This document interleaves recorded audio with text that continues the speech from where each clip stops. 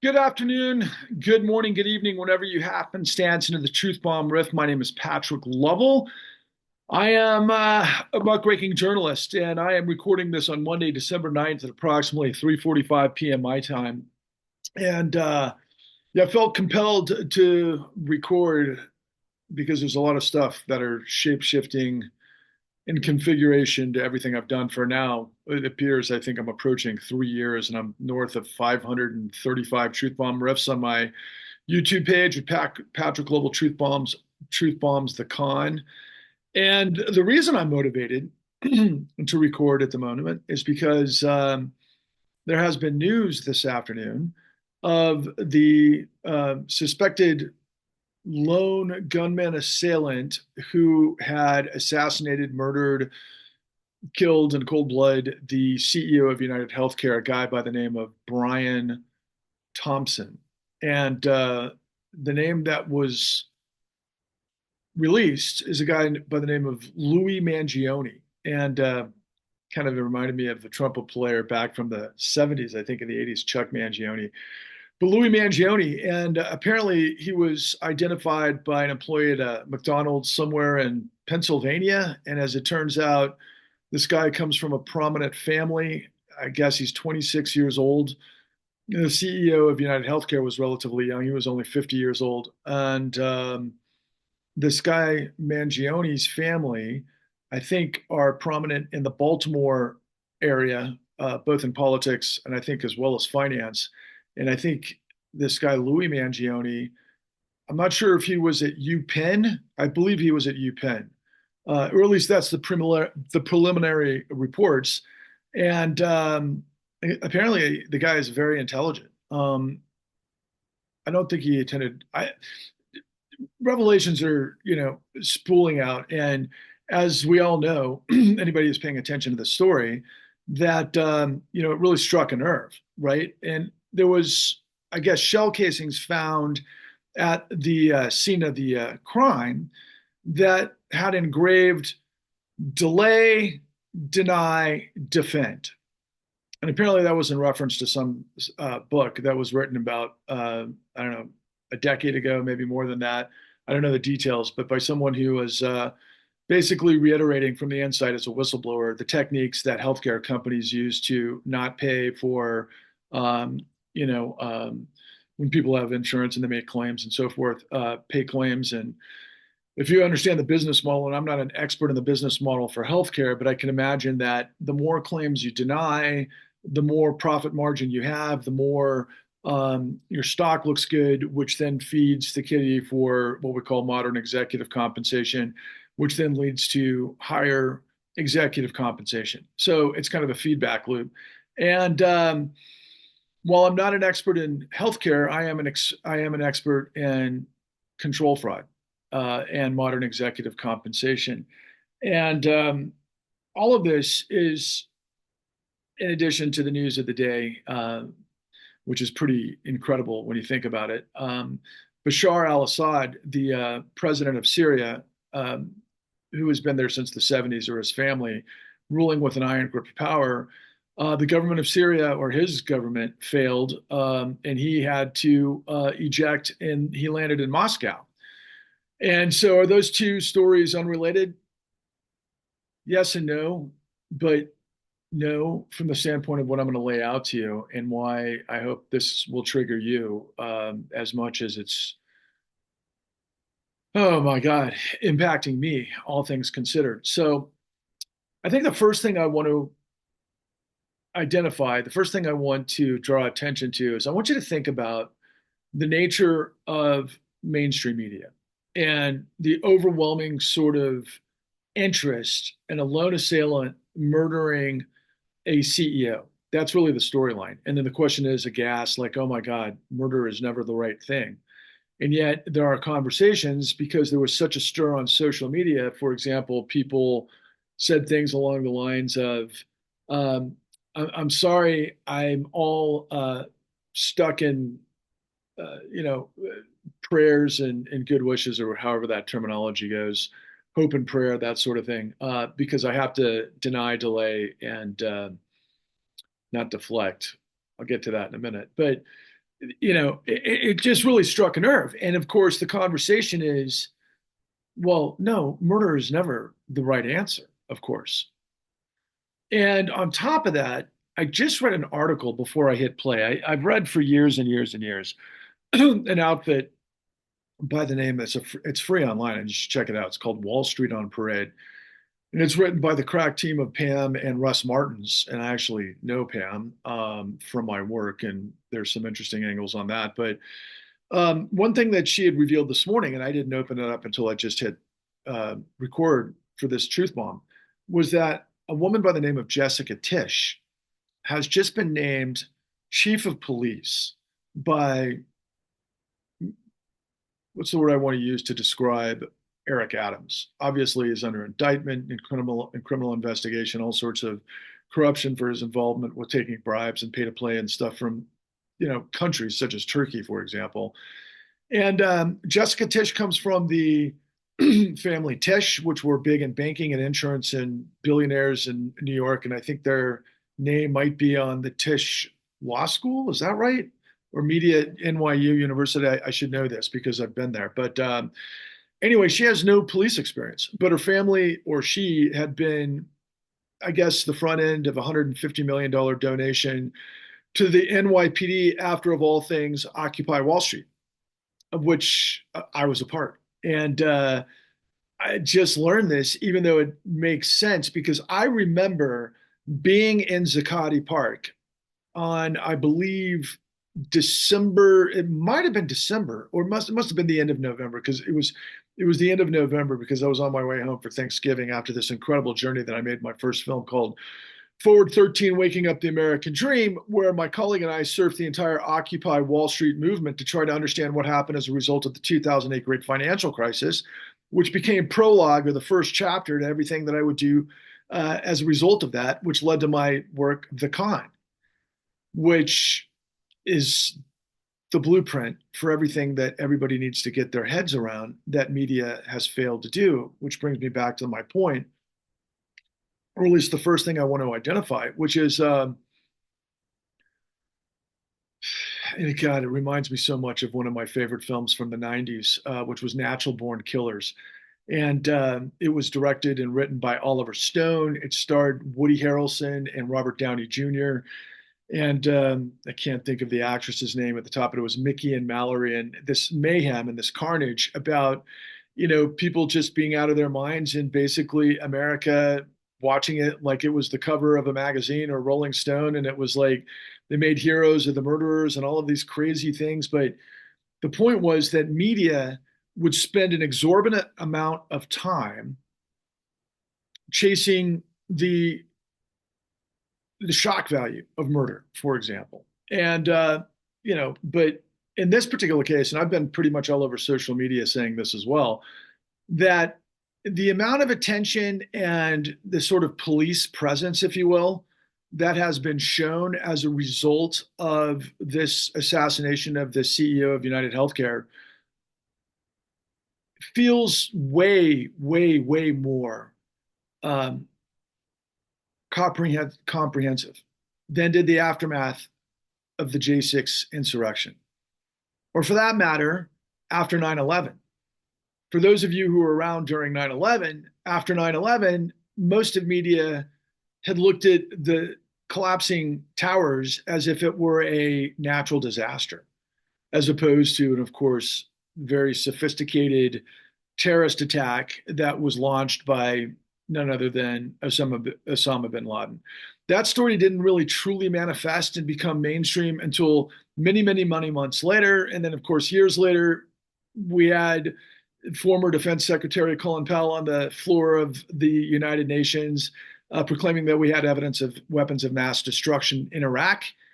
And of course, we now, many years later, discovered that that was not accurate, and but that played a huge role in our invasion of Iraq. And that's going to be tied to the storyline that I need to bring full circle with Bashar al-Assad and all things Syria and the 13-year revolution that's been going on there until this recent collapse of the Assad government, which is incredible. But going back to the media presence by way of this assassination of a CEO, and just it leads to Jessica Tisch being, with absolutely no police background. And I got this story from Wall Street on Parade, and I just posted it on my X feed. So if you want to take a look at it, you can find me on X at Patrick Level One. But as it turns out, her family, in the aftermath of the Occupy Wall Street, had been, I guess, in charge of implementing a $150 million project that also included the likes of all of the too big to fail operations of Wall Street that ultimately were involved. And I remember this from a standpoint that I'll never forget this. I arrived with my partner because we're filming our first film, and I'll post a link to, or at least a thumbnail of the poster. We're going to make this available downstream, but my initial film. But I remember being Zuccotti Park the day after the NYPD blew it up, and my partner and I had been on this monumental cross-country adventure where we covered over 3,500 miles in 2 months. We got on the road, I think, 2 days after the Occupy Wall Street movement started in September. It must have been September, I want to say 17th. Yeah, because the first day was September 15th of 2011. And we got to New York City and Zuccotti Park the day the NYPD shut it down. And I remember hearing rumors and all sorts of scuttlebutt because we all returned to Zuccotti Park the next day. And that night, particularly when the NYPD blew it up, was one of the most amazing things that I've ever been a part of, because I'll never forget that the organizers of the Occupy Wall Street movement had projected on the walls of these Midtown Manhattan buildings right near the Lincoln Bridge that a new world is possible. And all of this amazing sort of projection of like, we're all coming together. We know how to fix these problems. We're going to identify these problems. And that was 14 years ago. I just surpassed my 13th anniversary in, I guess, September, right? Yeah, what an adventure. But that was my first domino to understanding a lot of what I had to uncover as a muckraking journalist that, of course, mainstream media would never get around to. And this is one of the points that I've got to make. And I will also put a link to our trailer, to our prolific work, The Con, which is the blueprint for how all of this stuff works. But you'll come to discover a woman by the name of Addie Pulk. And Addie Pulk was a woman who ended up committing suicide not too long after the devastating collapse of 2008. And she was a 91-year-old African-American woman who had lived in her house for 4 decades prior to a situation in which she was notifying the police because she kept getting foreclosure notices in the mail that she didn't understand because she didn't take out a loan that she was in arrears on, and she owned her house. Her and her husband, Robert Polk, had bought their house, owned it, and Addie did get involved with some refinancing, but for something else, not a full refinance of the house because of the information that we show you. And quite frankly, the information I never got around to because of what we wanted to do for season 2 of The Con.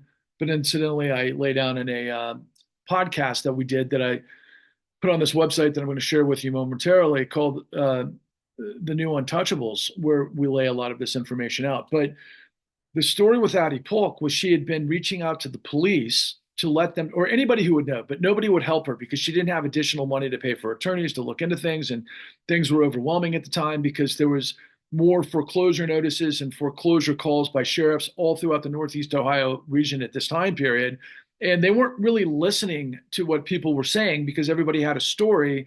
They just got the directions from dispatch to go remove people from houses that had been presumably in arrears on houses that they had fallen into foreclosure. And so therefore, based on the law, that the sheriff has the right to evict people who, of course, aren't paying to live in their homes because the bank can, take over the house and they own the house. And that's really all there is to it, at least from the perspective of the sheriffs at the time.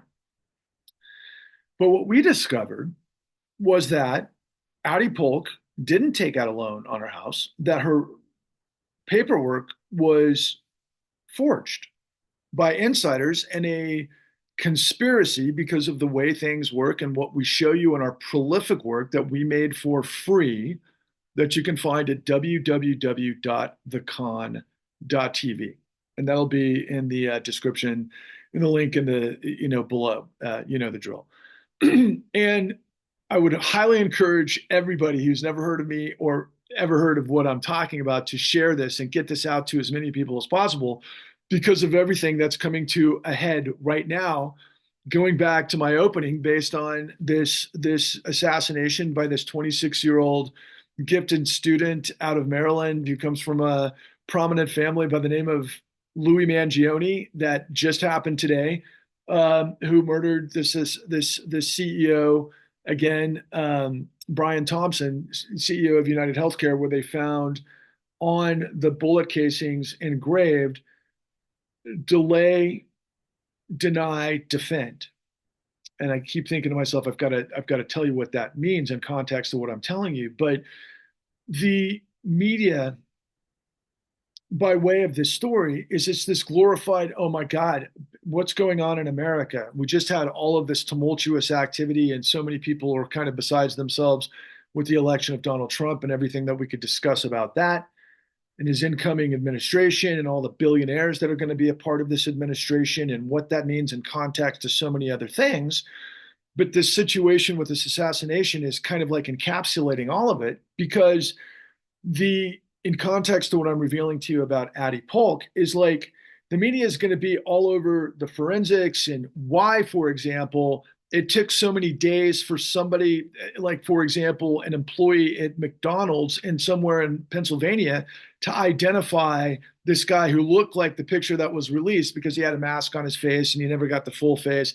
When, as it turns out, Jessica Tisch, the heiress of a billionaire fortune, had spent $150 million, whether it was from the Tisch Foundation or some sort of amalgamation of all of the powers that be in Manhattan, that basically wanted to make sure, because of the Occupy Wall Street movement, going back to that, that they had cameras all over Manhattan so that this couldn't happen. And so some of the scuttlebutt in mainstream media right now is like, why did it take so many days? And why wasn't an employee at McDonald's randomly finding this guy who's a person of interest, again, Louis Mangione, when they have hundreds of millions of dollars worth of cameras and sort of anti-terrorism devices and all the rest in this extremely encapsulated city in Manhattan, where it's got the highest ratio of billionaires on the planet.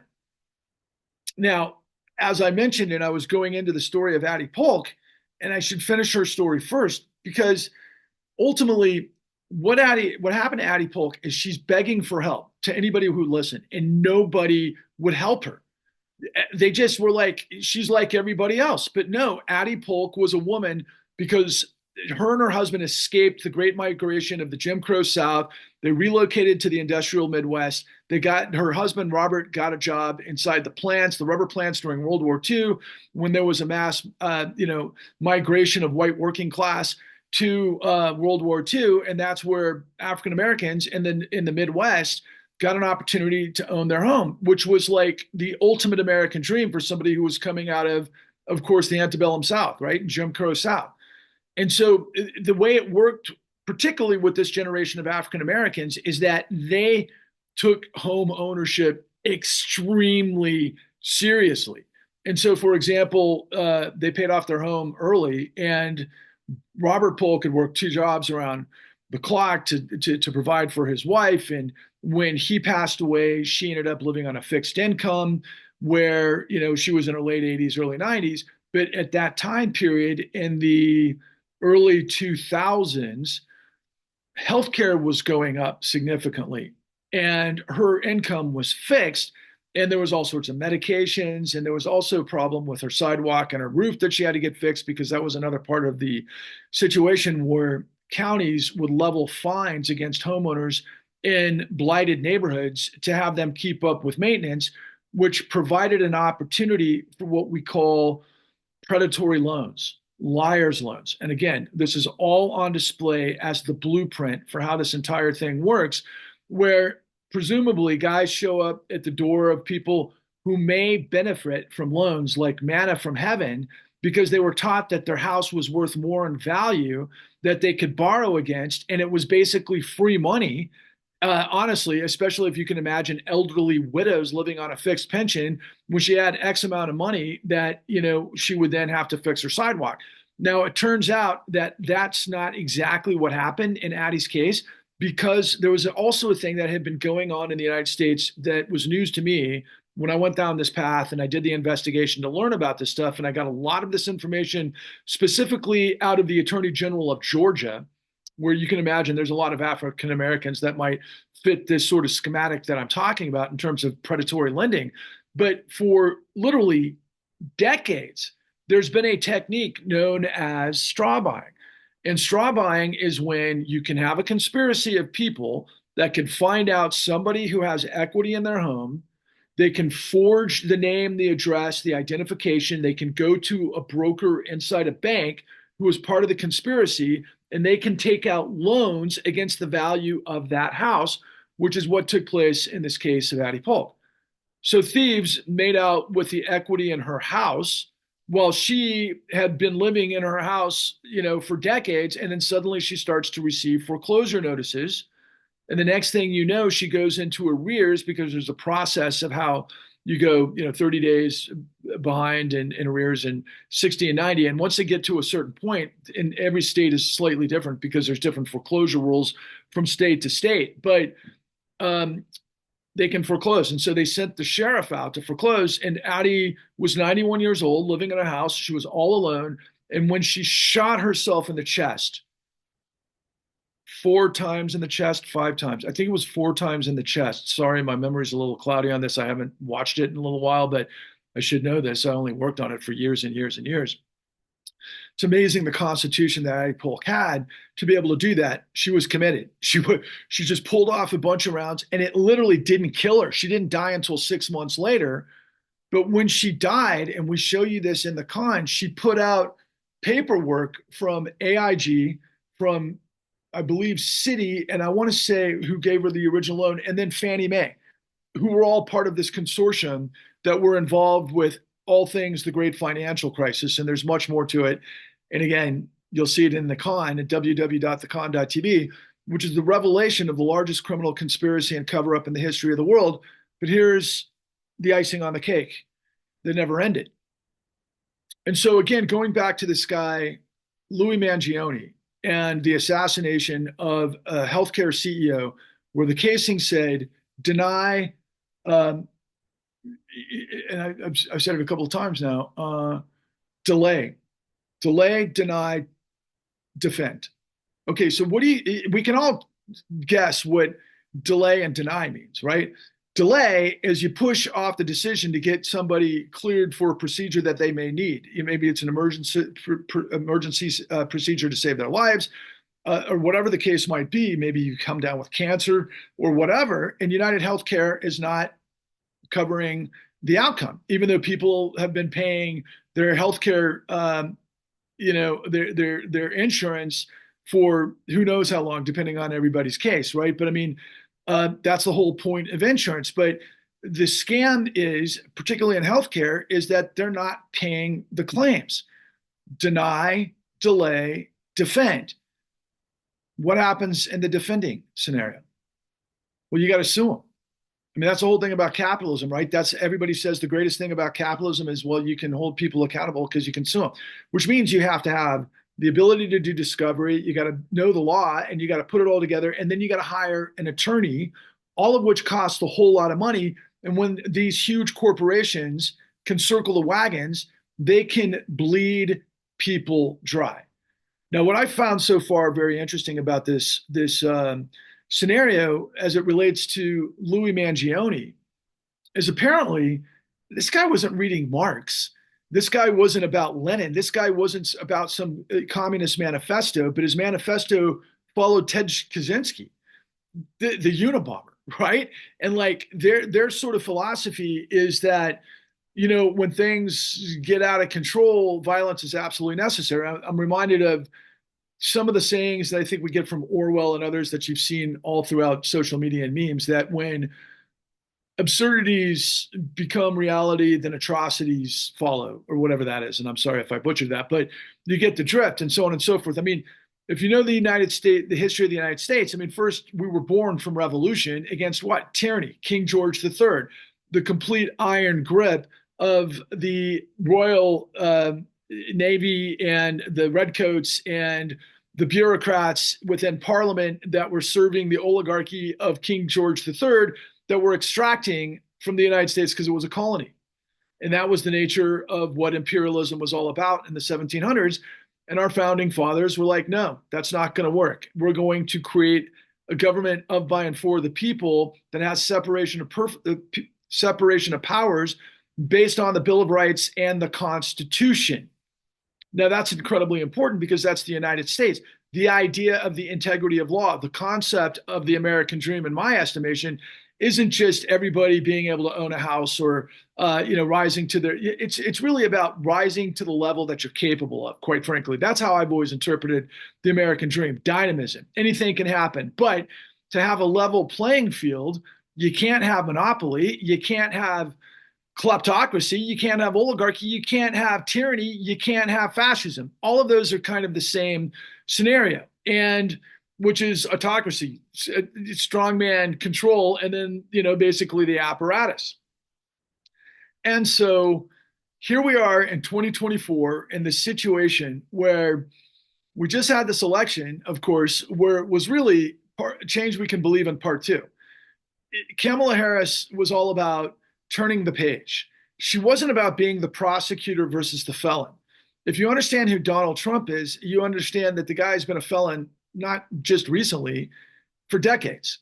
And he's been above the law and gotten away with this stuff primarily because prosecutors determined not to pursue an investigation and indictments because it might be too risky to their career. Maybe they'd ruffle a few feathers. Maybe it would cost too much money. And there's a lot of things that are involved with that. But what that means is that certain people above the line are above the law.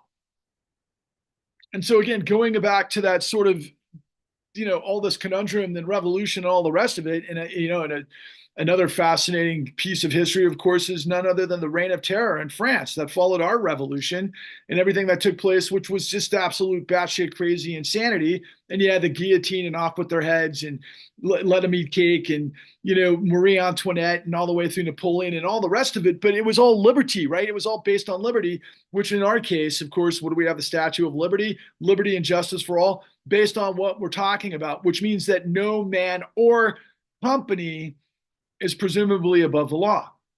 But of course, now most of us know that that's nonsense. And of course, there's this groundswell out there where people are like, is this guy Mangione going to be a hero downstream?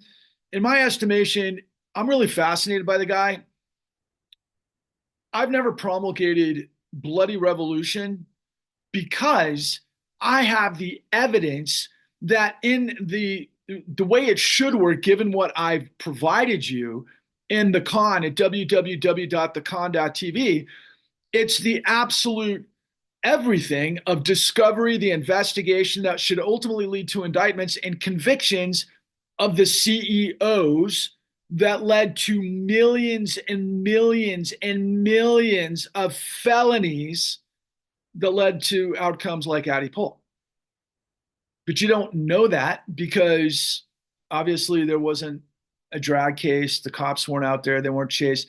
It's all of the stuff is encapsulated in everything I'm talking about in terms of the CEO of United Healthcare, Brian Thompson, and of course, this guy, Louis Mangione, who is this 26-year-old revolutionary, I guess. But it's insane because the media is going to dictate to us what all of the details are because they've got our attention and they want to know who this guy was, why he did it, and everything else. And then they're going to have this huge, juxtaposition of this dialogue. And then they're going to be like, okay, well, they got their guy. Okay. But again, let me remind you that there seems to be more police presence chasing this one guy that a McDonald's guy had to identify for them to get him, which is insane to me. But two, then what happened following the insurrection? And for those of you who have seen my truth bombs before, you've heard me say, and I'll say it again because this should be the topic on everybody's minds, particularly as Donald Trump ascends to his second term in office, when we know, going back to the Constitution, by the way, the law of the land, that after the Civil War, that was the largest, blood and treasure disaster in the history of the United States per capita. The suffering that took place because of breaking the bonds of slavery were immense, meaning the commitment to do so. And those that came out of that experience created an amendment, the 14th Amendment in the Constitution, that says, Section 3, that says clearly that an officer engaged in an insurrection cannot run for office, let alone the ultimate executive office, the presidency. But what happened? The Supreme Court basically etch-a-sketched that away. And we've learned over the course of the last 2 years that the Supreme Court is corrupt. At least the Trump-driven or Republican side of the House, which includes Judge Alito flying his upside-down flag, which hijacked what the upside-down flag is supposed to emulate to begin with, which ironically, based on everything I'm telling you, came from abolitionists rebelling against slavery or resisting against slavery. That's where the upside-down flag emblem came from. A nation in distress. And then the American Navy adopted it, or it was about the same time, where it means a ship going down. Makes sense, right?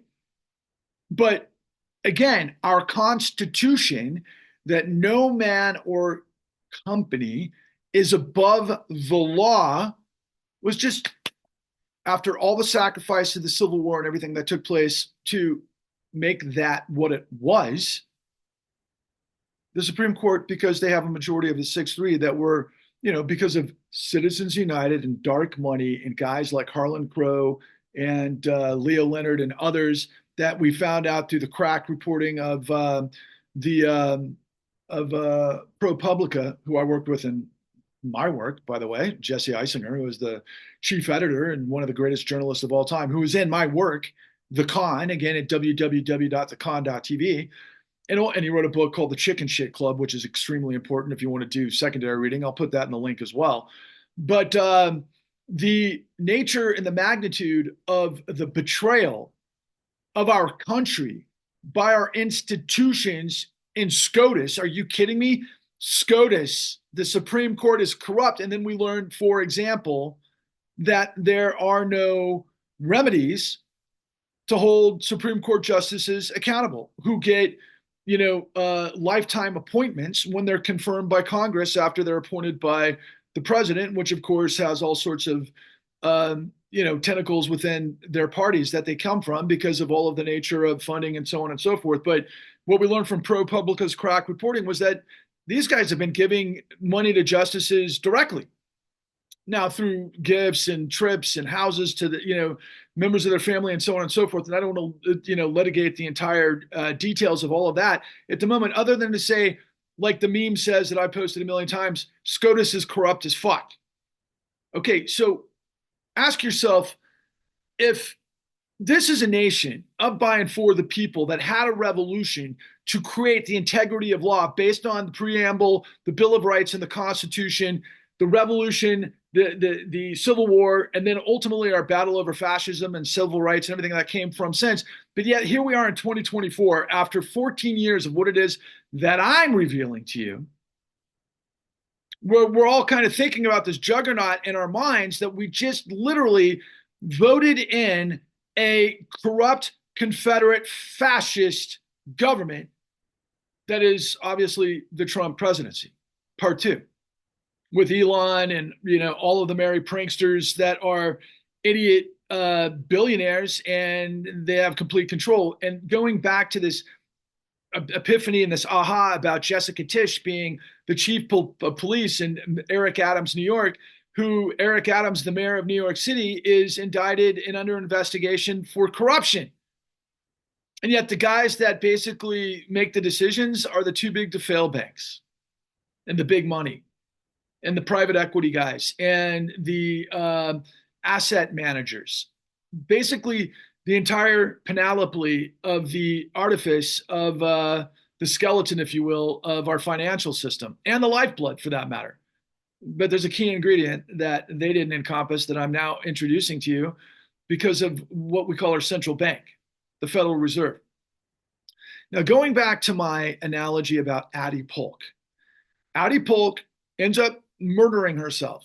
And what I've always tried to express and convey to anybody I can get to listen is that this is the murder of the American dream, the murder of Addie Polk, because of the criminality. Do you remember I mentioned felonies that I've got evidence of in literally the millions? Okay. I could go on and on and on about that, and I will. I'm going to be interviewed by a whole bunch of people recently, and that's a whole other part of this whole thing. But the magnitude of the crime of the 2008 great financial crisis followed this way. See if you can follow the bouncing ball. And for those of you who think you know it all because, oh, I saw this in The Big Short, no, you didn't. The Big Short did a great job. I love Plan B. I love Adam McKay. I love Brad Pitt. But they did, and I love Michael Lewis, who wrote the book. But 1.5 hours or 90 minutes, that's going to be categorized as a comedy that ultimately put the blame on strip dancers for the 2008 great financial crisis, didn't understand the great financial crisis. And yet that film went on to make $300 million plus. The greatest thing that they did in The Big Short was the last 5 minutes, where they basically said, well, in a country that made sense, all of the CEOs would go to jail because of all of the information that laid out that obviously indicts them and convicts them of these monumental crimes. But that never happened, according to The Big Short. And I got all of the answers. Again, going back to the beginning of my journey, which ironically started in Manhattan. Well, it was the whole thing that occupied Wall Street that led me to Manhattan, that led to this revelation that I read today, that the Tisch family, or Jessica Tisch, who's the chief of police of New York City on behalf of the moneyed class, even though she doesn't have any experience being chief of police. Are you kidding me?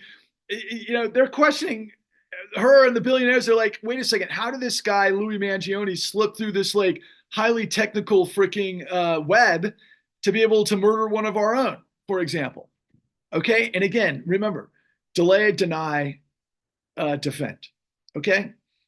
Corporate attorneys circling the wagons to protect the company from being sued for malfeasance because they put the onus on the consumer, who's just basically trying to live their lives, working at their job, paying their monthly rate for their insurance. And, all of a sudden, I got this light shining on my face. Hopefully that's not too, I don't know, maybe the angels sing. Maybe I should keep it there.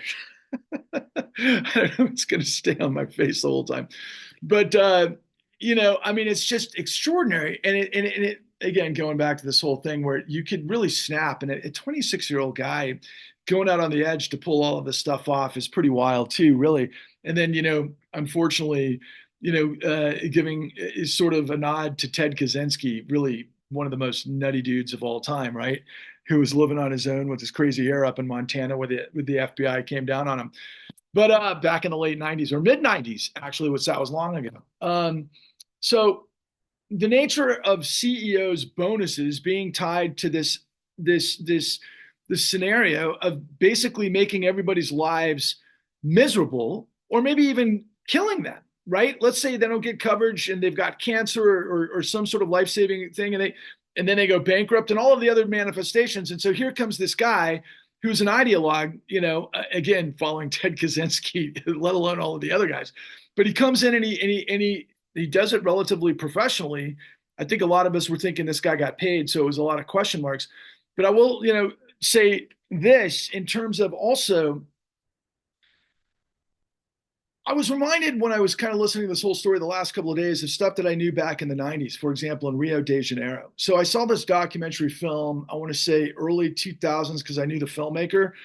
And what he was revealing was the corruption in Sao Paulo, Brazil, and Rio de Janeiro, where these places had the highest purchases of helicopters in the world to basically enable billionaires to not go on the streets of Rio because they were getting kidnapped, and they get their hands, basically fingers cut off and sent in envelopes to, Daddy Warbucks, who has to pay off the kidnappers or the assassins or whomever, X amount of money because that's the disparity of wealth. I mean, it's like people are living in the Flavas. How do you pronounce it? It's like the ghettos of Rio, right? Where everybody's starving and dying and all of these other things, and it's like insane.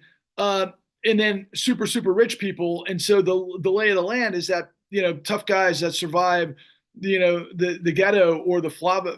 I don't know why I can't remember that Favios, something like that.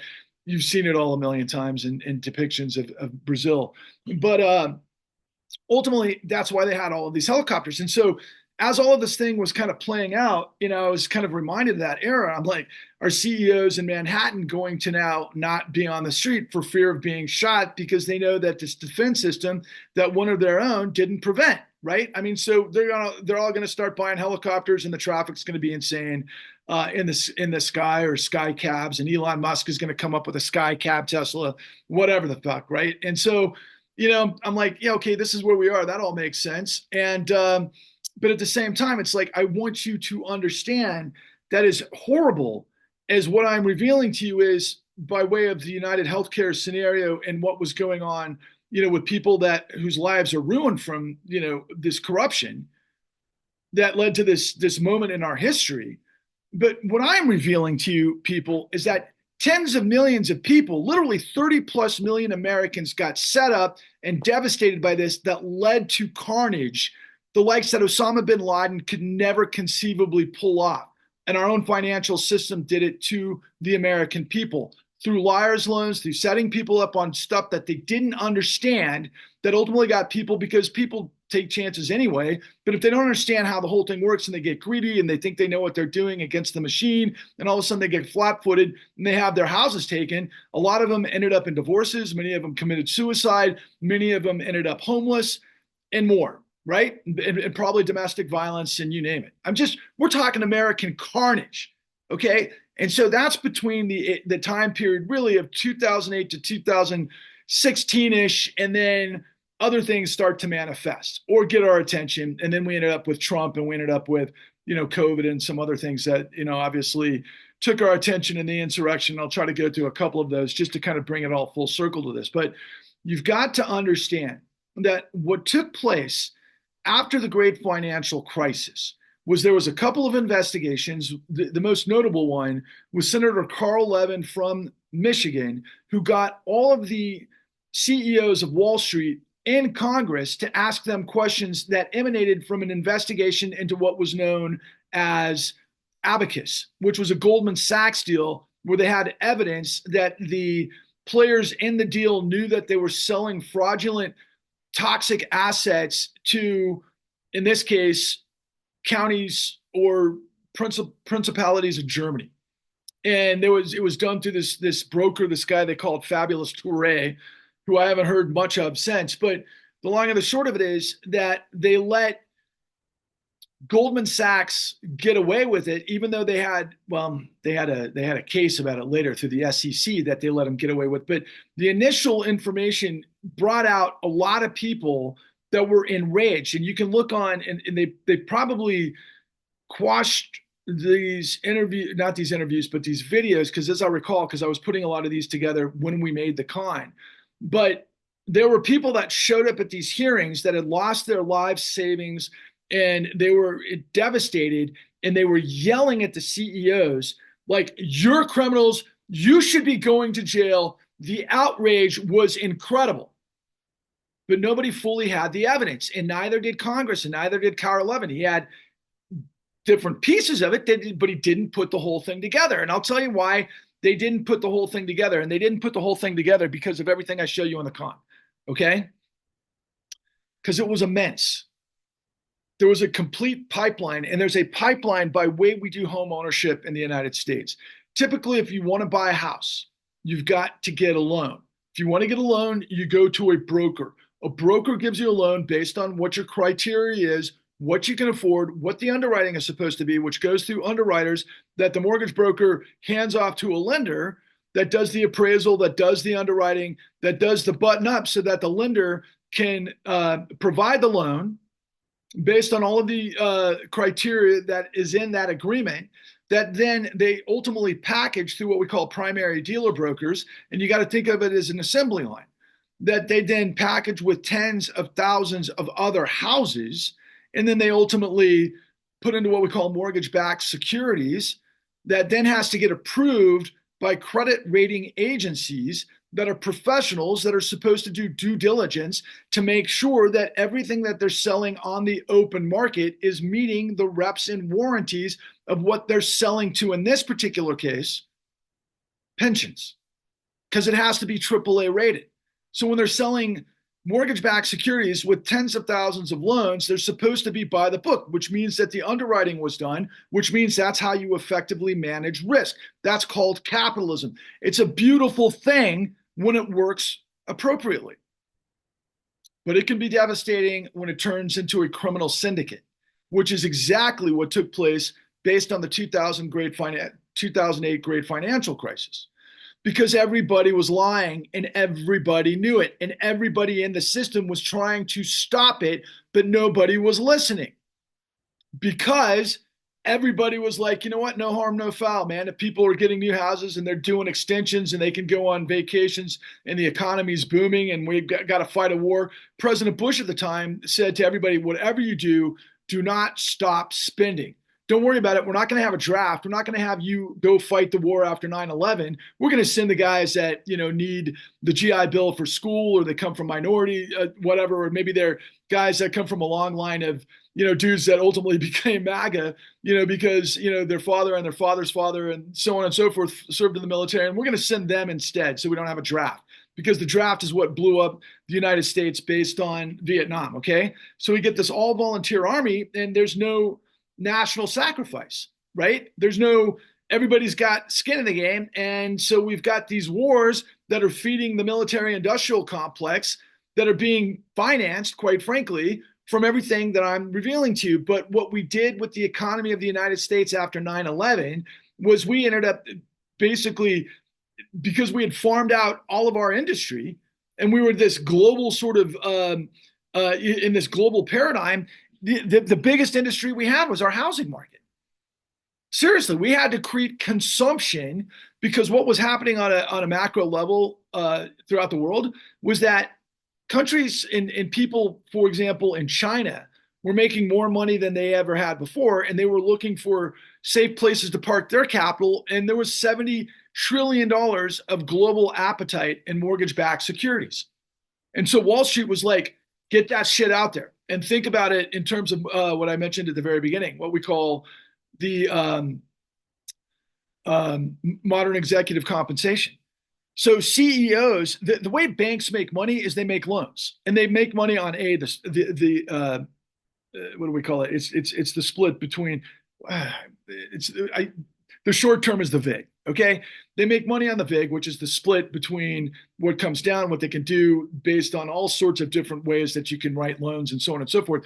But the more you write loans and the more activity you have, the bigger bonus structure there is as you move up the food chain to the executives and ultimately the CEOs. And everybody's working on the number. Everybody's working on the number. And so what happened in the 2008 great financial crisis is they would hire, literally, think about this in terms of Congress today, right? Because this is a complete analogy or parallel to what's been going on forever, quite frankly. And the CEOs know this, and this is what they prey upon. They prey upon ignorance. They prey upon stupidity. What they would do is they would find people who had no idea how the system worked. They had no professionals in the job. They cleared out the professionals and the people who would ask questions and the people that did their job. Why do I know that? Because I put it all in the con. Once again, www.thecon.tv for free, because all the American people buy our lies. So then they would find guys that would be eager to make a lot of money. A lot of people, we used to call these guys the burger flippers because they came out of fast food. Not to be, derogatory towards people who have to work for a living, just the opposite. But the idea is, if you're working for a living for, what's the terminology for basic and it's not basic income, for minimum wage.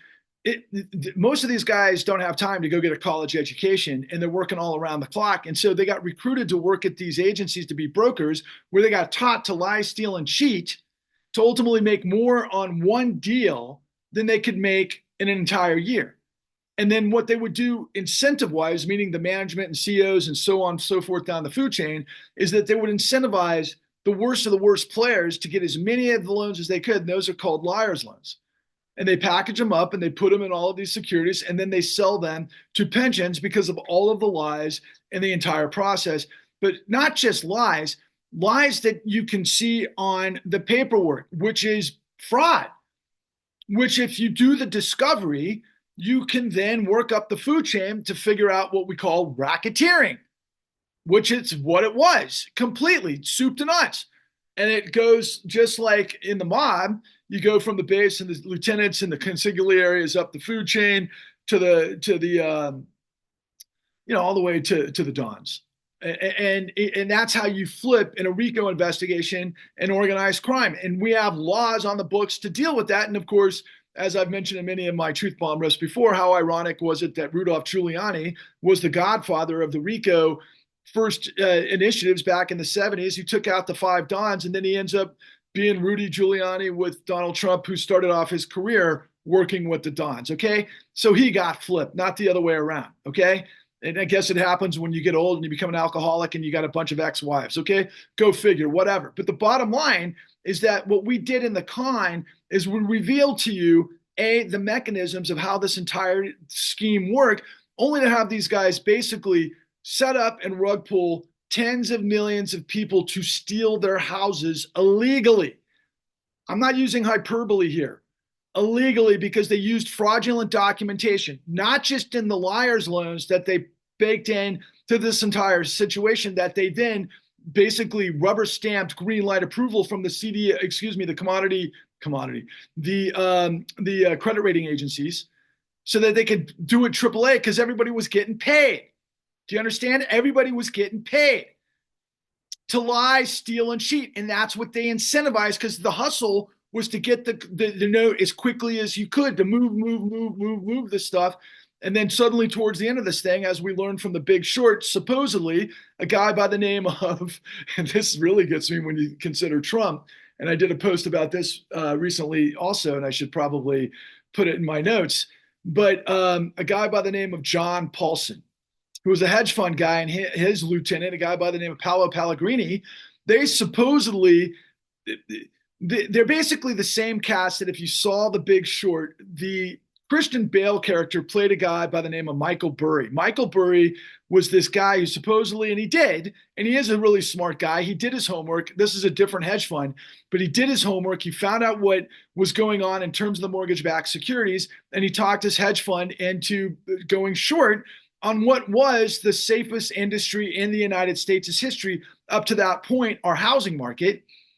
And he wound up making the biggest short in the history of the world, the biggest trade in the history of the world. Let me put this into perspective. This guy, John Paulson, walked with, and let me set it up like this. A lot of people on the right, they like to think about this cat by the name of George Soros, who's everybody's favorite boogeyman on the right-hand side.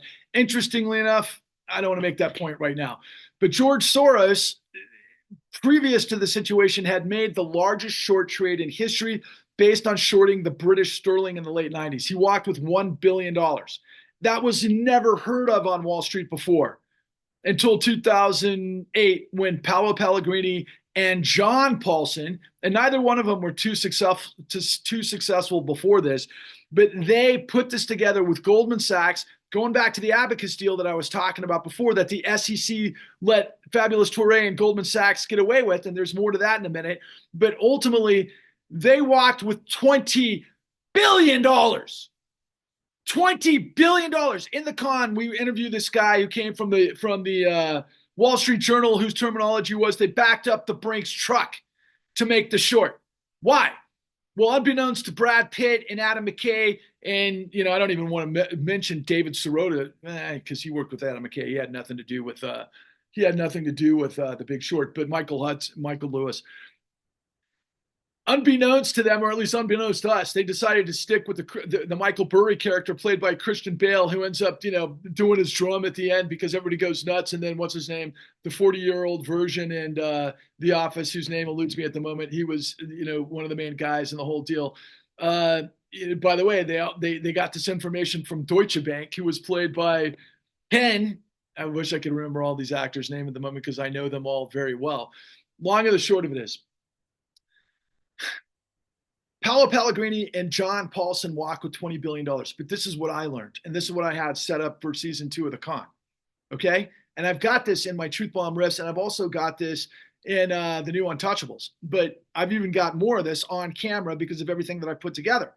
And this is going to tie in the Supreme Court. So stay tuned here. Okay. So they were handpicking the worst of the worst liars loans that they were plugging into these mortgage-backed securities that they were selling to pensions that, as it turns out, included the Arkansas Teachers Pension Union, as well as the Pipe Fitters and Plumbers of America, the unions. Now, I'm not quite sure if Paulson was directly responsible for that, but I will tell you this, I mean, in terms of those pensions, but he was other pensions. But I bet if I did the forensics, I would figure out, and I think this is where it went, was because the Supreme Court 2 years ago heard a case from the Arkansas Teachers Pension Union and the Pipe Fitters and the Plumbers of America, their unions, where they got together because they had to share the resources to get the proper attorneys to take this to the Supreme Court and lay it out. But the Supreme Court basically said this was an act of God, that nobody could figure out that, the entire global economy was going to melt down. But what did I just reveal to you? That's exactly what they did. Intentionally, they set up liars loans that they put in the liar securities that then ultimately became liars derivatives that blew up the global economy. Now, you got to understand that the housing market in 2007 was $4.5 trillion. I'm sure it's right about that at the moment, 20 years later, right? Or however many years later. More like 17 years later. But it was $4.5 trillion. And then ultimately, this thing morphed through all of these different techniques of derivatives and collateralized debt obligations and credit default swaps, and all of the ways, manner, shape, or form that were basically became this casino to where ultimately it would morph into, based on notional value of the trades, over $800 trillion. And when that thing collapsed, it collapsed on the entire world's heads. Countries collapsed.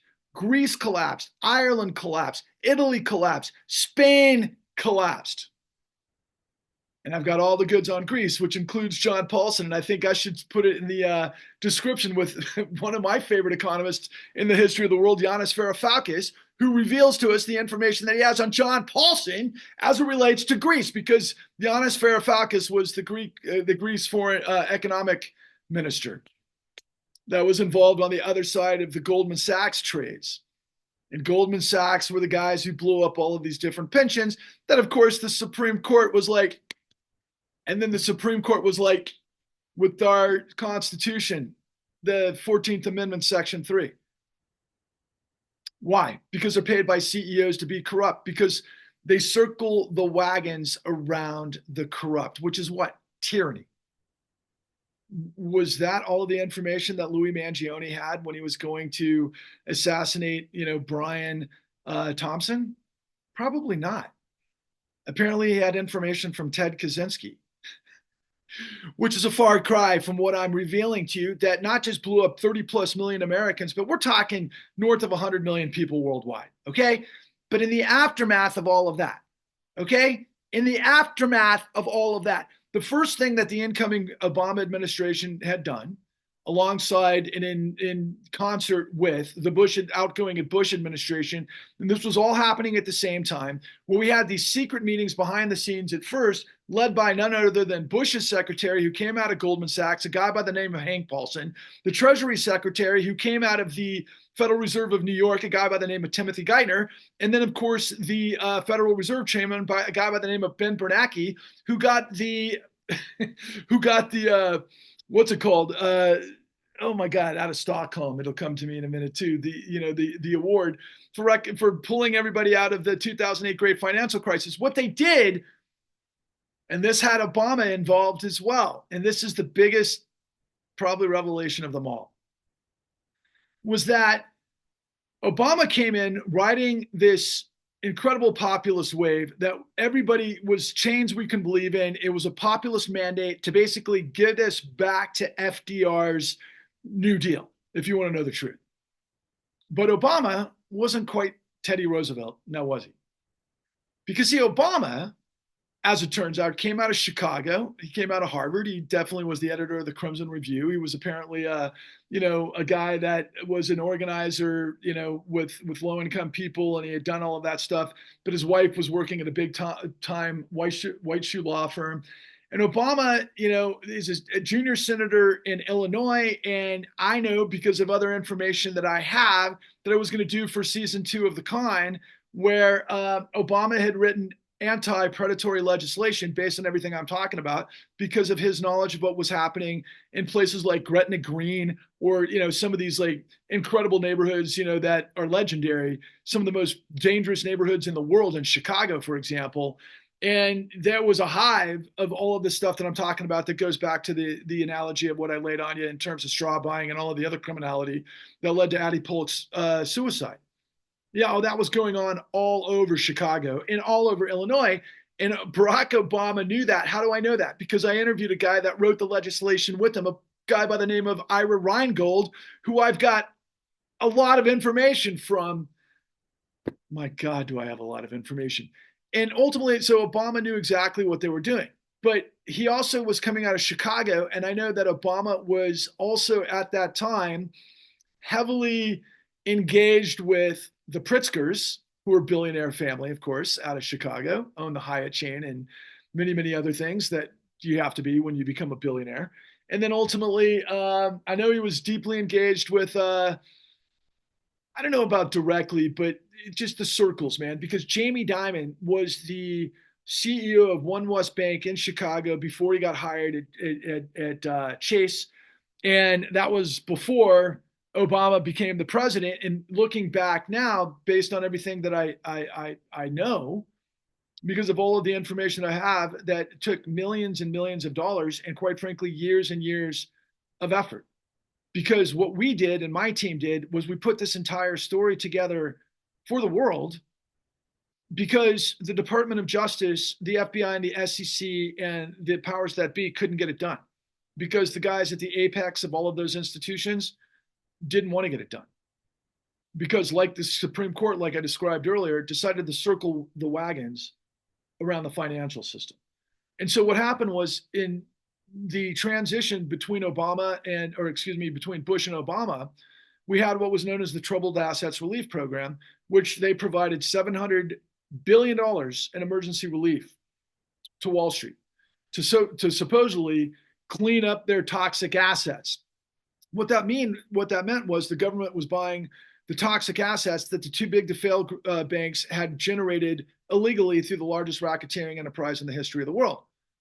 But if it ended there, that would be enough to make your mind go, what the fuck are you talking about? That's not even a thumbnail. That's not even the thumbnail, meaning that thin, on a universe of what I'm about to reveal to you. The Federal Reserve powers that be had 98 secret meetings in this time period, in which famously Timothy Geithner proclaimed to the world, into the investment world, that the American people were about to be foam on the runway for the crashing financial system, which meant that America is expendable. Deny, delay,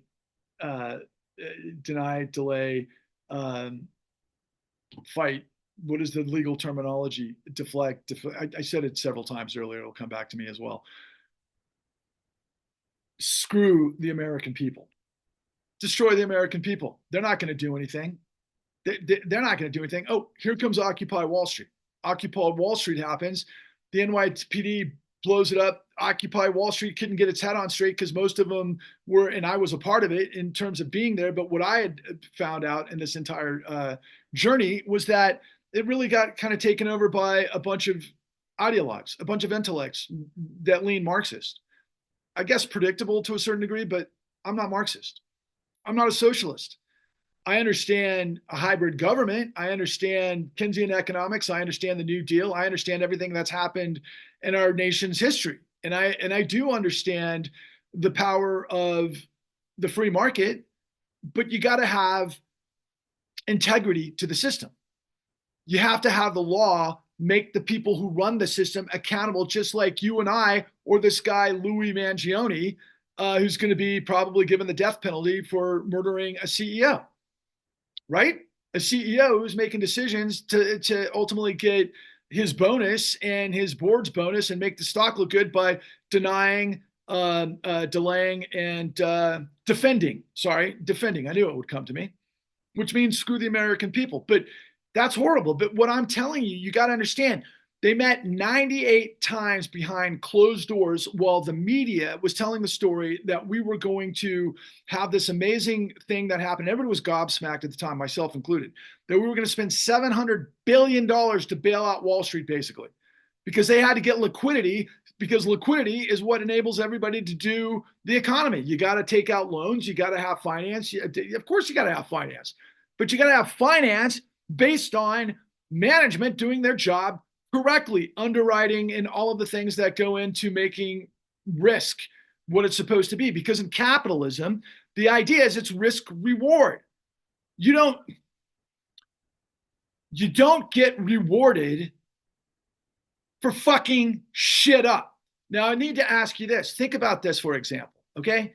Let's say you're a fucking pig, right? Let's say you cheat on your wife, you're spending all your money on Vegas whores, and you're doing a bunch of drugs, and you're lying and stealing and cheating on all of your paperwork to make it look like you've got all sorts of different business regalia happening, and you've got all sorts of income happening, and it's manifesting here and there and everywhere and everything else, but everything's a lie. Everything's a facade.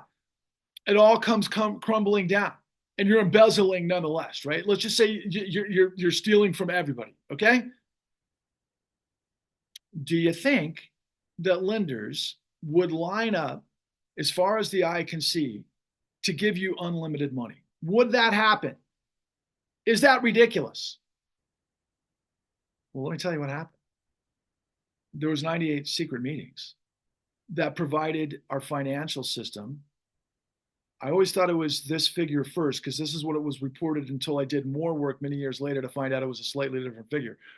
Originally, it was set at, because of the Levy Institute, and I'll put that link to that study as well, at $29 trillion.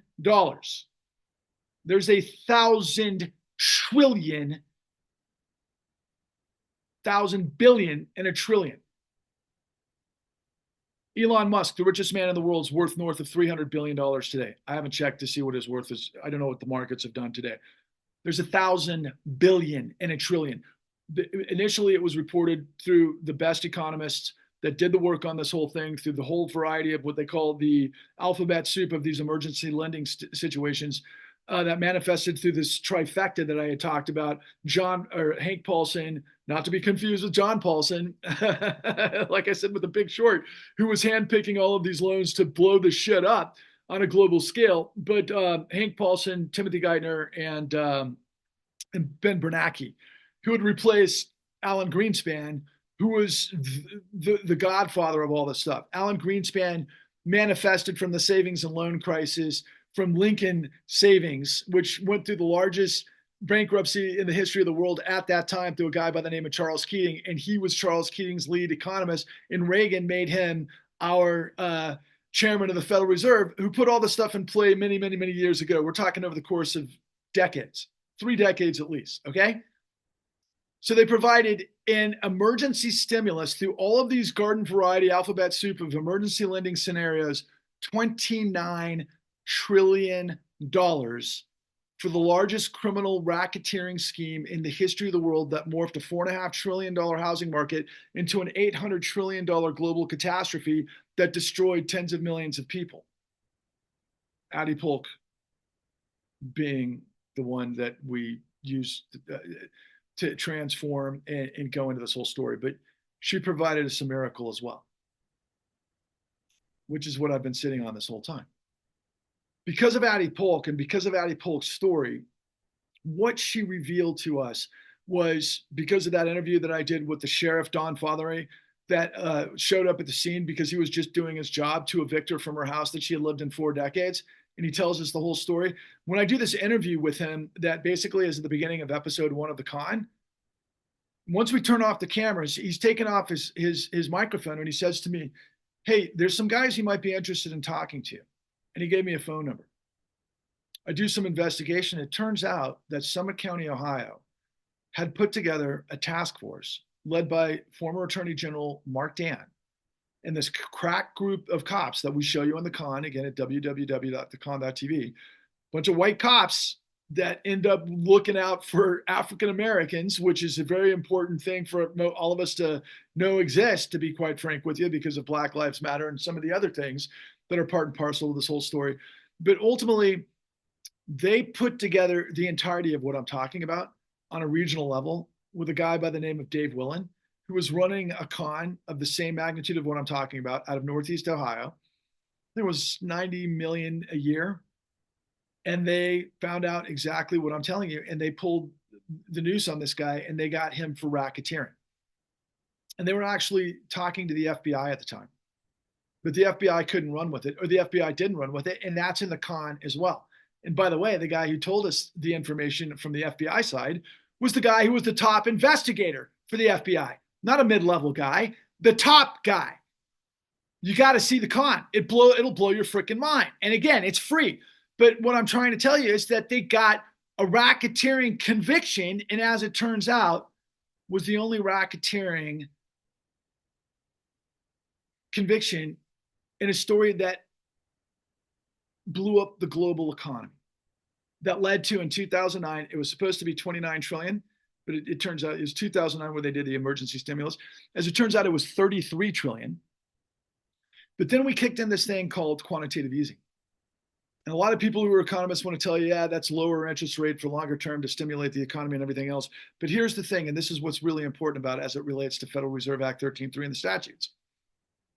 Federal Reserve Act 13.3 came from a notorious blow up that happened in US history that created all of these things in the aftermath to prevent everything that I'm telling you. It was called the Great Depression. And after the Great Depression, where we had 25% unemployment, tens of millions of people starving to death in Hoovervilles all across the country, who were on pins and needles looking at the three media companies that were revealing a guy by the name of Ferdinand Pecora, who brought this giant investigation into the CEOs of Wall Street, who were doing everything I'm talking about in the 20s. They were doing insider trading. They were doing all sorts of tax fraud and everything else. But they were basically doing this massive Ponzi scheming, and they blew up everybody. And they probably would have felt a lot more pain personally had we not started to slip towards what would become this global contagion in World War II. But ultimately, he put together the case and the indictment that Congress got on board, and we came up with resolutions or remedies to these problems, starting with first, Glass-Steagall. You may have heard of Glass-Steagall before. That's to separate commercial banking from investment banking so that banks can't gamble with other people's money and, to what I'm telling you, get bailed out by the government. That wouldn't be fair. That wouldn't be capitalism. That wouldn't be risk reward. That would be a sure thing, right?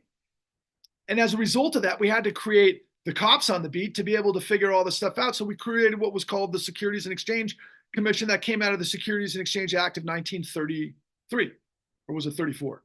34, I believe. If I'm off by a year, forgive me. But that created the most integral financial system the world had ever seen. Think about a ship, right? Think about a battleship. Think about an aircraft carrier. Does a ship float if it doesn't have integrity? Of course not. It's a stupid question. Are you stupid? We created a system that made sense, and that lasted all the way through basically the Clinton administration, who from that point forward started making a deal with the devil, a Faustian bargain, to basically get rid of all of the rules that we learned that you can't have a capitalist economy if you don't have rules and regulations and the law to uphold the bad guys. That's first and foremost. But ultimately, it all gave way because of what happened with Clinton. And by the way, Trump was in the midst of this the whole time, and Trump had been up to his eyeballs in stuff like of the era, because we had, if you want to get to the great financial crisis, you got to understand it was the third act of what happened in the savings and loan crisis, with also that was going on with junk bonds, which were funding Donald Trump's casino in Taj Mahal. And he was involved with Michael Milken, and Michael Milken went down for RICO back in the day.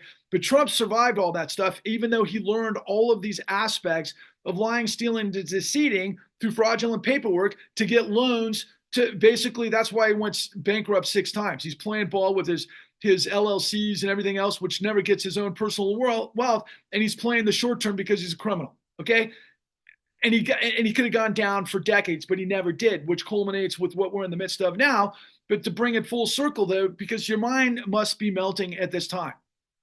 I know mine is from just reconfiguring this whole thing because it's absolutely insane, because it's not rocket science. It's racketeering. It's organized crime. But what happens when you take the cops off the beat? The criminals take over until somebody pushes back. In this case, this guy, like the trumpeter, Mangione, not Chuck Mangione, but I guess his name is Louis Mangione. He's a smart guy, but to a point. I don't know if I'd ever think of Ted Kaczynski as somebody I'd admire. Anyway, here we are on the doorsteps of the Trump presidency part 2. Okay? And what happened with Bashar al-Assad yesterday or over the weekend? He was overthrown. There's a lot of people that are fixated on Gaza, for example, right? Netanyahu, Gaza, human rights, genocide, all of the things in this horrible, war that's taken place since October 7th. Pull out your lens and you'll see that over the course of the last 13 years, there's been a civil war in neighboring Syria in which maybe close to 1 million people have been killed because of this war that created all of these fractions and basically, what's the word I'm looking for? It all got shattered, right? And it all was a piece of what was happening in Iraq, quite frankly, in our war in Iraq and everything else. But the thing you got to remember or know about, I should say, about Bashar al-Assad in the moment that's happening now, for example, is that this guy ends up finally going down. He was a tyrant. There's no question about it. But the only forces that were trying to overthrow him that had a way to make that happen, I think over the course, since going back to the Obama administration, the late Obama administration, was ISIS. And they're no good either. Those are the guys that work for the Saudis that, may as well and probably were a part to some degree of the 9/11. I'm not saying 9/11 was a part of, ISIS was a part of 9/11 because we know Al-Qaeda was. But it was Al-Qaeda now that's supposedly a softer version of Al-Qaeda because they're working with the Israelis. Because the Israelis, as I understand, are ultimately, the way the whole thing worked with Iran to Hezbollah was through Syria. That's how those arms got to Hezbollah, and that's how those arms were getting into Gaza, as well as material support and everything else to Hamas. A lot of the support was coming from Iran, and by Israel working with whoever this group was, and apparently both the United States and Israel have got troops in Syria, which was news to me until I heard it yesterday.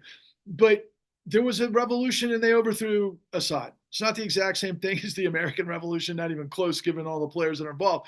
But it does create this wild conundrum, okay? Because when you think of Netanyahu, MBS in Saudi Arabia, Trump in the middle, and then Putin, and then Assad. I mean, it's like when you look at that picture, it's like, what is that all about? Not to mention if you know Jared Kushner and Steve Mnuchin, Trump's former Treasury Secretary, involved with, Saudi Arabia and $6 billion of that corruption. But as the Trump administration comes in and 180, what am I saying, 180? I think there's 38 billionaires associated with Trump's transition team. And then the revelation that Jessica Tisch is the chief of police in New York. The country is owned and run by billionaires. You know that, right? Do you know that? You probably don't know that if you got played by MAGA, because MAGA was completely tooled because they're fools. They're tools in the fool circus because Elon and company, the billionaire, the big cheese billionaire, created X with all of the guys that I'm talking about that became the biggest propaganda machine in the world that our Department of Justice couldn't take down before the election. And of course, I got to finish this thought and then I'll bring this whole thing to a close. So Donald Trump, basically over the course of the last 4 years, and we cannot forget this, okay?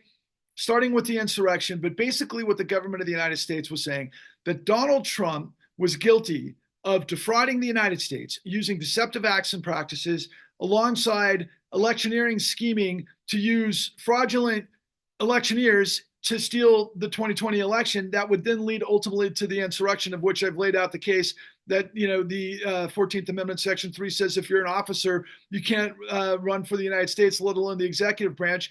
But of course, the Supreme Court said, so what? Just like the chief of police and the mayor of New York is like, so what? A billionaire is going to run. The billionaires run the show. Do you not know that? Do you not know that? The financial system that I'm telling you not only got away, not just with 29 trillion, they got away with 33 trillion in 2009. Then there was this thing called quantitative easing that's illegal, and I show it, and this is the most important part of all. All of this information I'm telling you is on full display at www.thecleannewdeal.org. Okay? You can go to the white paper that lays it all out with Federal Reserve Act 13.3, and I've got more information than you could possibly know. If you're a journalist, dig into this stuff. If you're a regular person, dig into this stuff. And same with, this is the most important thing. Okay, so what did we see Donald Trump get nailed for in Manhattan with Alvin Bragg? That many people are like it was a show trial. Bullshit. He got nailed for 34 felony convictions for deceptive acts and practices using falsification of business records. He was guilty of that. Same with what New York did with Tish James, the AG of New York, to basically give the New York, the Trump administration the death penalty for the next 3 years from doing business in New York because of all of these other amalgamations of falsification of business records. That's illegal. That's a crime. It's a felony. I just revealed to you what Wall Street got away with tens of millions of felonies that, and stay tuned. I got to turn on this light real quick. I'm going to push pause. Hold on.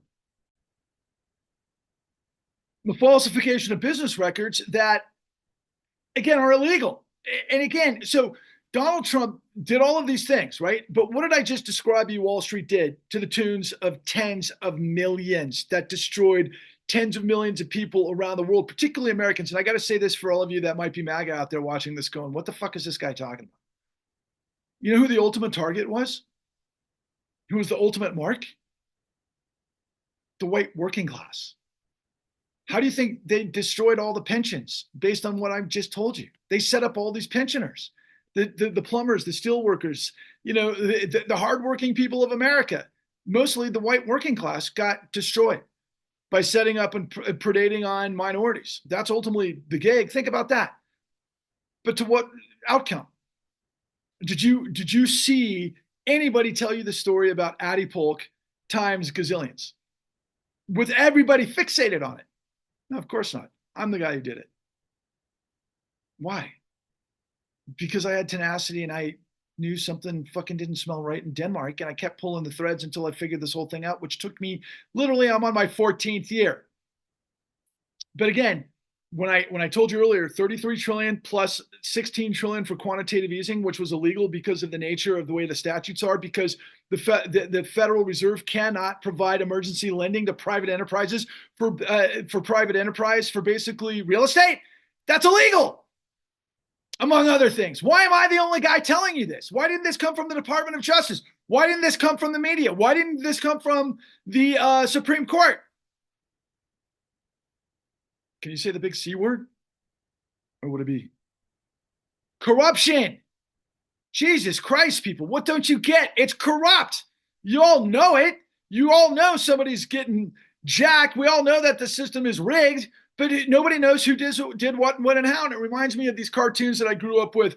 Bugs Bunny, when he was trying to confuse people chasing him, his fingers would go a bunch of different ways, and whoever was chasing him couldn't figure it out, right? Because they were stupid. That's what this whole system did to us. But I was like, it's not hard. It's really simple. And oh yeah, by the way, Elon Musk, I know many of you are out there starting to get hip to the game that Elon Musk isn't a genius. I really liked Elon Musk and I really admired Elon Musk for a long time. I didn't know who Elon Musk was. But let me tell you, his wealth is part of the largesse. I mean, government contracts, but more importantly, so I got up to $49 trillion. I did not get to $49 trillion. I got the 33 and the 16 trillion. That is 49 trillion. But what I didn't mention to you was what took place in 2019. during the Trump administration as a result of his Treasury Secretary being involved with this stuff based on before COVID. There was $22 trillion that was lent in an emergency fashion again, based on another repo run out of, in this case, Asia. And I don't want to go into a whole dissertation about that because nobody really knows the answers to that one as well. That one's still kind of like out there.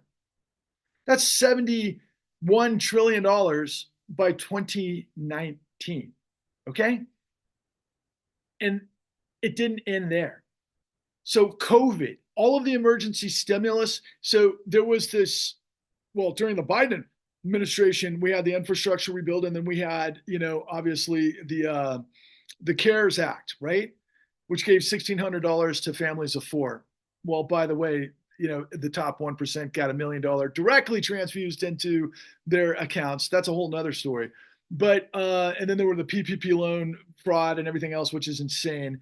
But there was more trillions of dollars that were levied in that situation. And Steve Mnuchin, the guy who came from Goldman Sachs, also like previously Hank Paulson, as the Secretary of the Treasury, ultimately who's dealing with Saudi Arabia, and Jared Kushner, i.e., or excuse me, by the way, at 666 Park Avenue, where he got bailed out by UAE. And I'm just going on because the madness is just insane of the money that's just going over everybody's heads and nobody knows what the fuck's going on. And that's what I'm trying to levy on you, because we're all like, wait a second, what, this guy shot a CEO and everybody's got this manhunt. And so it's got all of our attention and it's really bad news. And it's a crazy story all the way across and you shouldn't murder anybody. But then again, of course, and I'm not justifying this because I want to create a revolution, but with the information that we spent millions of dollars and gazillions of fucking hours putting together, because the ultimate justice for me would be to have tens of millions of us come together with the information I have to bulldoze the misery of tyranny, not murder it, throw its ass in jail and take back all of its money. That's what you can do with the information that I have in the right hands when we all know it. That's what I'm trying to go, because think about it, what just happened in Syria after 13 years of a devastating civil war. A lot of people died violently, horribly, living in rubble, whatever the case is. But that's what happens during revolution and civil war. Is that what is inevitable here in the United States? I don't know, man. It's been going on around the world. And now we've got all of these autocratic dictators and billionaires ruling the scenes. And yet there's a lot of grumblings out there that, did Trump steal the election? Yeah, I think he did. Did Elon work with Putin to do something with Starlink and yada, yada? Yeah, probably. But I think it was, and I've heard this information from this incredible journalist who revealed to us that it's really all about the election. I want to call it denial, where people weren't allowed to vote. Election suppression. We got a fucking monumental mess on our hands, people. And I hope you listen to this whole thing, because I've spent 14 years trying to get your attention. And you might ask yourself, Patrick, why haven't I heard of you? Because the entire system has circled the wagons, like everything else I'm telling you, to make sure that you don't know this information. Am I a threat to the system? You bet your ass I am, but not because I'm threatening to overthrow it violently. I want to do it legally with the laws that already exist. And if we can do that together, we'll also take care of the Trump administration, but it might be too late. Because the Trump administration is fascism. And if you followed me on X, I've said from the very beginning, over the course of the last 2.5 years, corruption births and fuels fascism. It's exactly what happens throughout history. The end of every empire has always been corruption. I'm not going to freaking litigate that. You can go look it up yourself. Thousand years of history. Okay? Corruption is always the story. What I learned at the end of my first journey around the country, when I was approaching Occupy Wall Street and Zuccotti Park after going through Washington, D.C., which I considered, Oz, after this 3,500-mile trip around this great, glorious, wonderful country with beautiful people all over it, especially the heartland, I learned that there are two columns of our soul: character, integrity, dignity, honesty, versus hypocrisy, duplicity, complicity. Everybody goes one way or the other, depending on circumstances. But if you've got courage, if you've got character, you go to truth. Because when you live in truth, you live in light. When you live a lie, you are depraved. When you live in truth, you're bulletproof. When you live a lie, inside you die. Stop lying. Stop buying lives. Become a nuclear reaction vector to the big bang of truth that I am revealing to you. We need to connect to millions of Americans who are ready to get organized with the facts and the truth to march in unison with me for a civil rights movement, civil rights like movement, to say enough. And you got to see the con first, www.thecon.tv. You've got to explore everything in our website, thecleannewdeal.org, www.thecleannewdeal.org. Reach out to me directly. You can find me on Twitter or X at PatrickLevel1. You can find all of my Truth Bomb riffs, 535 plus and counting, on Patrick Level Truth Bombs The Con. But more importantly, you got to get this to other people, because no matter who they are, okay, in media has been lying to us the whole time, mainstream media. The one thing Donald Trump has gotten right is fake media, and he preyed upon it. And his whole systemology of lie, deny, switch the blame, and implicate, roofie the innocent, and rape the shit out of them in the shadows. That's what this whole system is doing. A massive fucking gang rape where people are left with this sort of idea where, what do I have left? The law's not working. That's the problem. It's the biggest betrayal, deception racket in the history of the world. And again, I am validated in every which way you want to look. Okay, you want to think this guy Patrick's crazy? He's got hyperbole. All you have to do is do some fucking research of your own, and I'll tell you where you can find it. All you have to do is go to the bank settlements, where Eric Holder and the Department of Justice basically laid out exactly what was going on in these civil resolutions, that the too big to fail banks paid $250 billion in fines. He says pretty much everything I'm telling you. Maybe not as profound, or maybe not with as much emphasis, and he glosses over a lot of things, but they say the exact same things. The government over the last 4 years, all you have to do is go look at everything Rachel Maddow and Lawrence O'Donnell have been saying about Donald Trump with, these crack guys, Lawrence Tribe from Harvard Law School, and Andrew Weissman from the general counsel of the FBI during Trump, not to mention, who was the other one? Neil Katyal, right? They've all laid out all of these different situations, from, Fani Willis with her racketeering investigation in Georgia that followed, Trump saying, I got to get, X amount of votes, whatever those, I can't remember what those numbers of the votes were. Of course, Letitia James with all the falsification of business records, Alvin Bragg with the falsification of records and the lying and the quashing. And I'll finish off with that, the quashing. So in the 34 felony indictments that Trump got indicted for and convicted, but he was never sentenced because, Mershon? Yeah, Mershon, I think. Judge Mershon wanted to delay it until after the election, like every other freaking prick in our legal system that doesn't want to go after power, because we live in a corrupt system, because they're looking out for their own careers. They didn't do, remember I said character, integrity, hypocrisy, character, integrity, dignity, honesty versus hypocrisy, duplicity, complicity. Yeah, judges are not above being fallible to that. In fact, what I show you in the con, and one of my, not the con, in the www.thecleannewdeal.org, one of the white papers is the judiciary. I've got evidence in there of everything that leads to none other than Pam Bondi, who Trump wants as his attorney general, who was up to her eyeballs on all this stuff, and that's the reason why she's there. By the way, Kamala Harris was up to her eyeballs in all of this, and that's why she was there, if you want to know the truth. Tim Walz was innocent, I'll tell you that. And Tim Walz knows that you got to get rid of the Electoral College, which is part of the precepts of our cleannewdeal.org. And I've talked forever. I really don't have any idea how long I talked. This is crazy times, people. Wherever you sit on the whole situation with this guy, Louis Mangione, and the murder of the CEO, Brian Thompson, and all things Trump, and all things the Civil War and Bashar al-Assad, they're all connected. I mean, this is just history happening at lightning speed. It's what do they say, that usually history really rolls slow until, it takes years and years and years, and then years and a second or something. Look, I think I've made my case. Thanks for tuning in, and thanks for joining me. Please don't hesitate to reach out to me if you have questions. You can always PM me on X. You can leave notes if you want to touch base. But more importantly, if you want to make an impact, if you're done with this stuff, there's only one person in the country that can change what's going on. That's me with you. You plus me equals we the people.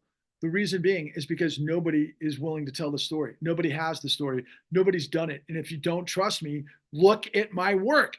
But once you see the work and you see the details and it occurs to you, everything I'm telling you is the truth, then we've got to have millions of us united together. And I've got a plan for that. We got to wind up in Washington, D.C., not like January 6th, where we surround the Supreme Court, where we surround the Federal Reserve, where we surround the Department of Justice and the White House and Congress, and then we exodus in unison to the National Mall, where I stand underneath the gaze of Abraham Lincoln, who said, "A nation of by and for the people shall not perish from this earth," across the reflecting pool from Martin Luther King Jr., who said, the moral arc of the universe is long, but it bends towards justice." I've had enough time watching this stuff play out the way it has. You need to become electrified. You need to become a nuclear reaction to the Big Bang of truth, because there is one universal truth, my friends. Light overcomes darkness with energy of the supernova. That means energy. We all have to have energy and unite if we want liberty and justice for all, to take our country back from the billionaires that hijacked this country and betrayed us all. My name is Patrick Lovell. Onwards and upwards.